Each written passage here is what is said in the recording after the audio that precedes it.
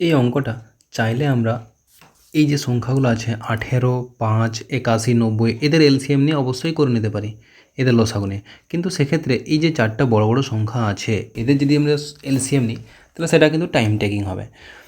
তাহলে এক্ষেত্রে আমরা করব কীভাবে? এক্ষেত্রে আমরা বিভাজ্যতার যে বৈশিষ্ট্যগুলো আমরা পড়েছি সেগুলো আমরা ফলো করব।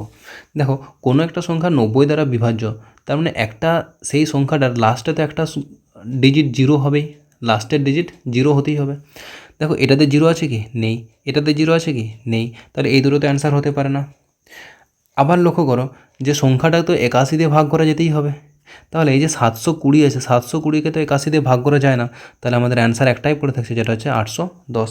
তাহলে এক্ষেত্রে আমরা কি দেখলাম যে এলসিএম ছাড়াই, লসাগু নেওয়া ছাড়াই আমরা শুধুমাত্র বিভাজ্যতার টেকনিককে ইউজ করে আমরা উত্তরগুলো বের করে নিতে পারলাম। এবং এক্ষেত্রে আমরা কিন্তু উত্তরটা বের করিনি, এক্ষেত্রে আমরা কি করলাম যে কোন উত্তরটা হতে পারে না সেগুলোকে আমরা কেটে বাদ দিয়ে দিলাম। তাহলে যেটা পড়ে রইলো সেটাই আমাদের উত্তর হবে।